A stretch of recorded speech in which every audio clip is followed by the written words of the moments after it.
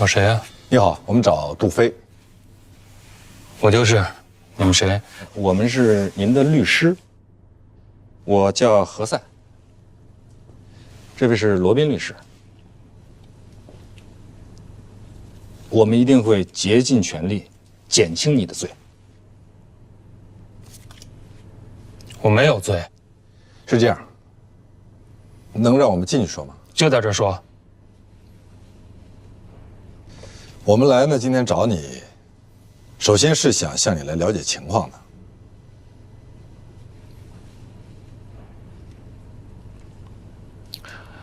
情况就是，我爸得了癌症，为了让他多活几年，我去孟加拉买了一种药，1万多一瓶，效果不错。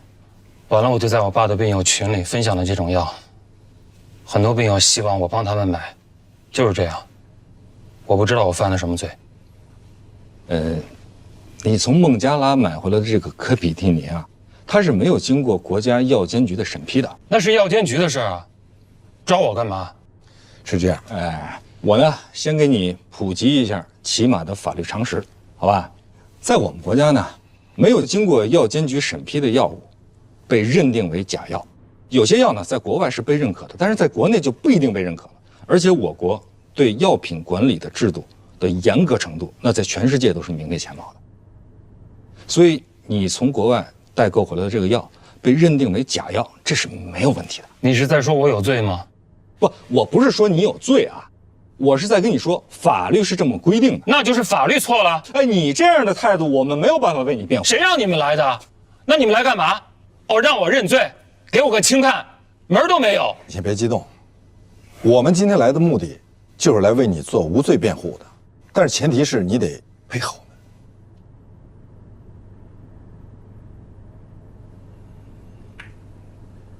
你们能保证我能赢吗？没有律师能够保证赢。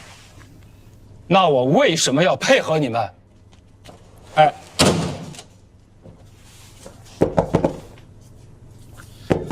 杜飞，别敲了，这整个就是个法盲啊！连起码的法律常识他都没有。我不明白你为什么非要讲赢他呢？哎，我要跟他形成共识，我得告诉他法律到底是怎么规定的。算了，这个案子你不要管了。为什么？因为你从内心里边认定他有罪。对啊，他就是有罪。当然了，我们可以帮助他减轻罪行。可是你看到了，他不能接受，那我们就去说服他。你连门都进不去，你怎么说服他？所以，这个案子不需要你了。那你也不能甩掉我。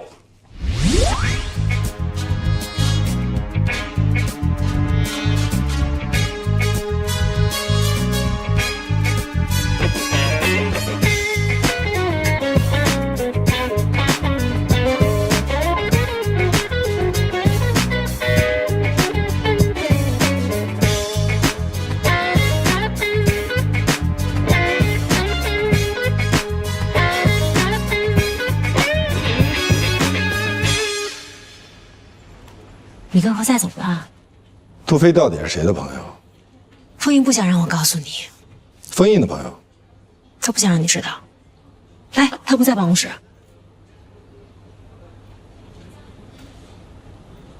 那他人在哪儿？医院。医院？怎么了？他生病了吗？他老婆。陶月什么病？癌。癌？什么癌？具体情况我也不太清楚。多长时间了？好几年了。这事儿为什么我一点都不知道？陶月不想让别人知道，封印很尊重他这一点。生病了又不丢人，这有什么不能说的？那是因为你没有生过病。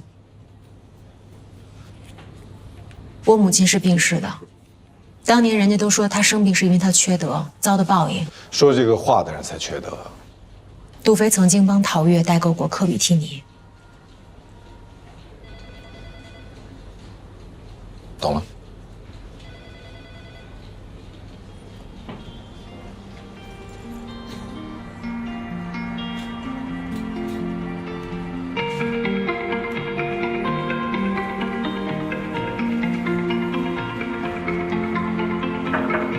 来，何塞老师，您找我？你把这个整理一下，发到我们全景的公众号上，我希望它能够引起关注。好的，我做完以后就发您。不是发给我不是要在我的邮箱里看的，我是要在网上，在公众号上，在其他一切社交媒体上。我要让杜飞成为家喻户晓的英雄。你去完成它，这是一个艰巨而光荣的任务。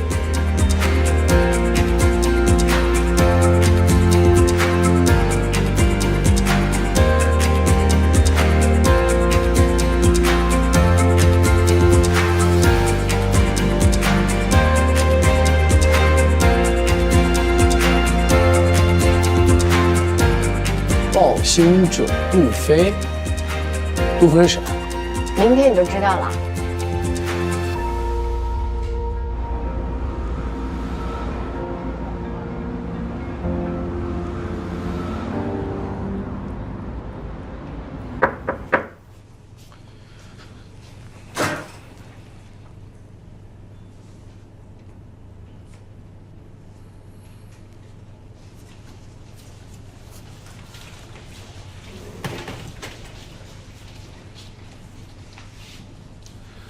喝点什么？喝酒，我记得您不喝酒。不喝酒和想喝是两回事儿。有吗？当然。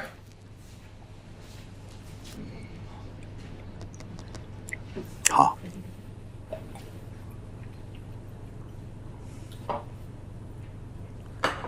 梦之蓝，这酒怎么样？不错啊，何塞的客户。来，尝尝。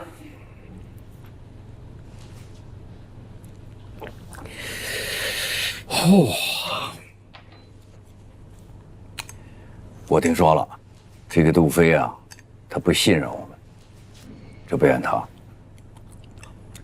不知道听谁说的，说是律师啊，就是公检法的卧底。如果他不信任我，我没办法为他辩护。你会有办法的，我相信你能得到他的信任。来，你了解我，我这辈子最不愿意干的事儿就是讨好别人。取得别人的信任和讨好别人完全是两回事儿。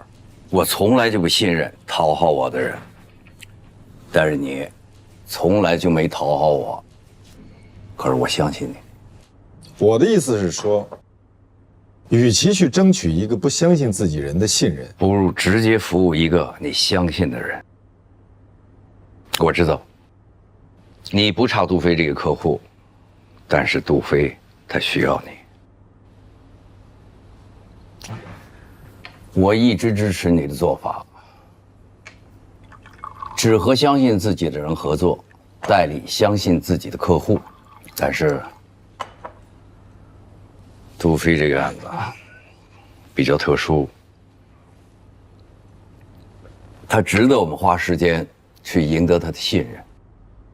就因为他代购的药救了很多人，还因为我们要让他相信，我们值得他信任，这个世界值得他信任，我们可以无条件的为他辩护。嘉豪还在美国啊？在。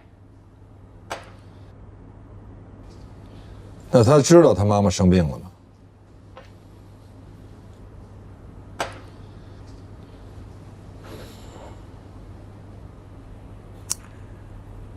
陶爷这个人啊，就怕他宝贝儿子知道，所以嘱咐我不要跟任何人讲。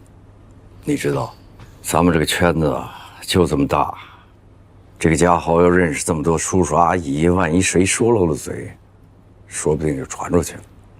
我认为你还是应该让他知道。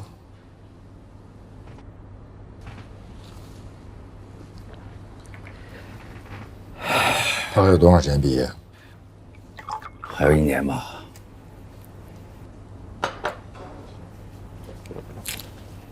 陶越啊，是个特别怕给人添麻烦的人，包括他的儿子。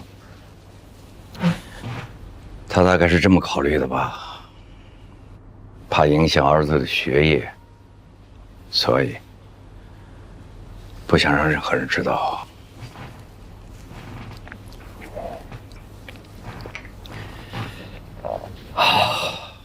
不喝了，保密啊！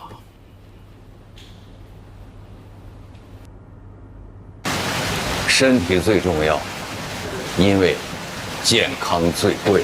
没错，所以这酒啊，你以后还是别喝了，多保重。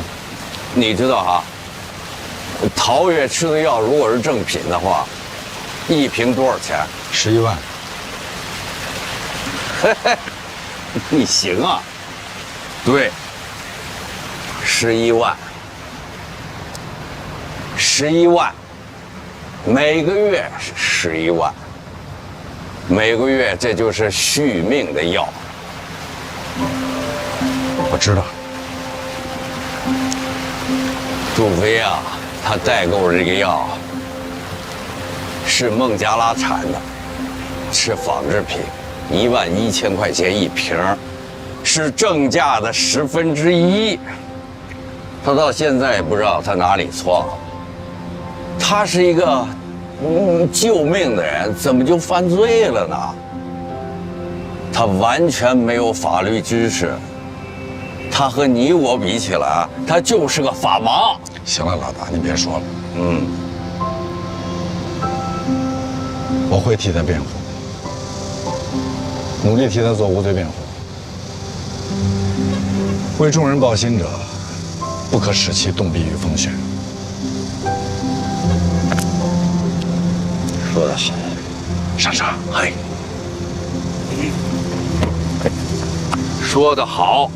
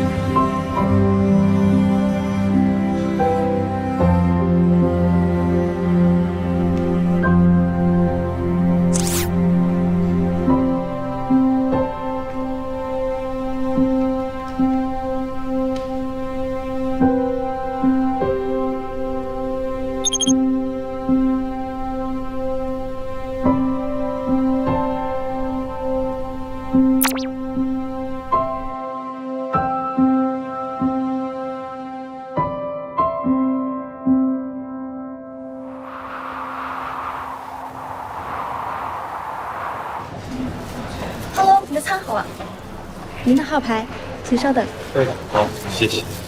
很高，哎，上来来，来你进来。你要什么？哪个面包也有。欢迎。9号顾客，你的餐好了。来2个沃斯水加蓝莓、樱桃、青柠、薄荷，再拿个燃力面包。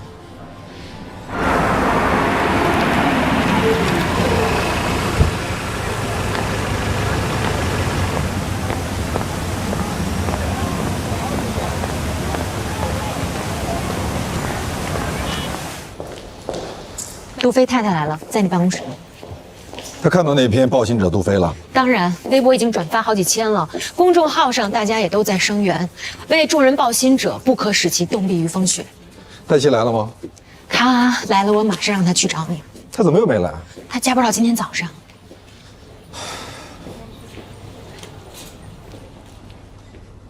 杜太太，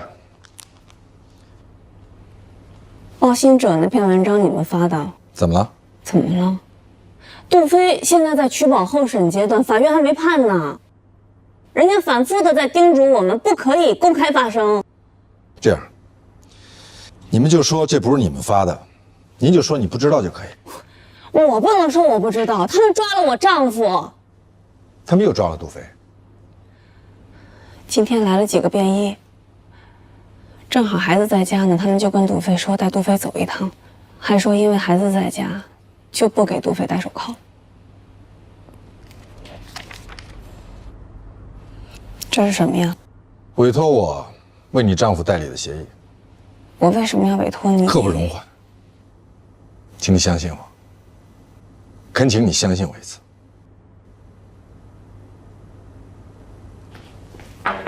罗老师，您找我？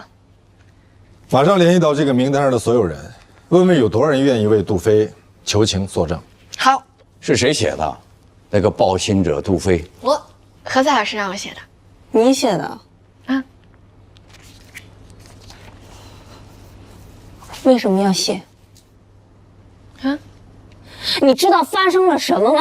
你哪儿听说的这些啊？谁让你发的？杜太太，这个事情我们回头跟你解释。现在我们的当务之急是解决你先生的问题。马上删除那篇微博。删除。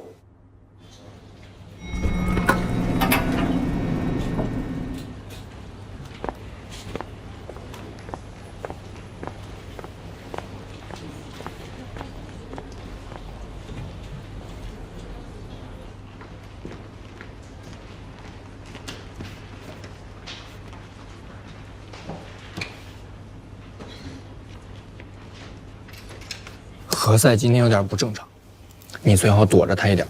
最好躲着我一点。你怎么了？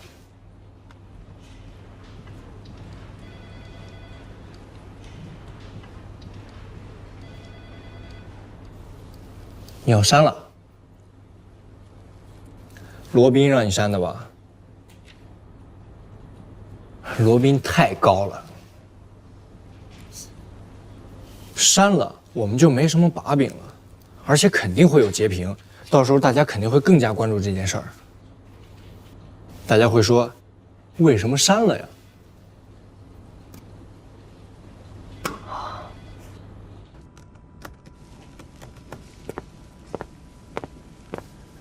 你是来为昨天的事情向我道歉的？我是以实际行动来纠正我的错误。你犯了什么错误呀？我不应该未经你同意就把你踢出合作。那你现在要以什么样的实际行动来纠正你自己的错误呢？你马上去给杜飞办理取保候审。他不是办了取保候审了吗？对，但是因为前2次传唤他没去，所以他就被批捕了。他为什么不去啊？因为他认为自己没有罪。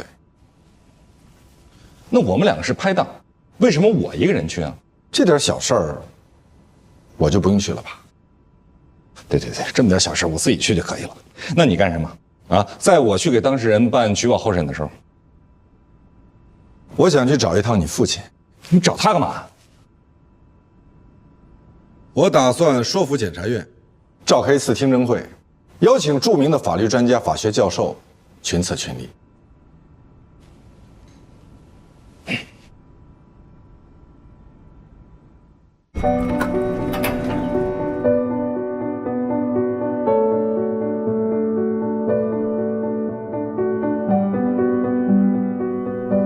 召开听证会，其实意味着检察机关主动把司法行为放在阳光下晒。在办理公诉案件过程中，召开听证会是践行正义不仅应得以实现，而且是要以人们看得见的方式加以实现。办案过程中不存在哪个部门办错了案，这只是一种理念的碰撞和对法条理解的不同。听证会可以让参加者通过程序公正坚信实体公正，让社会、公众对司法裁判口服心服。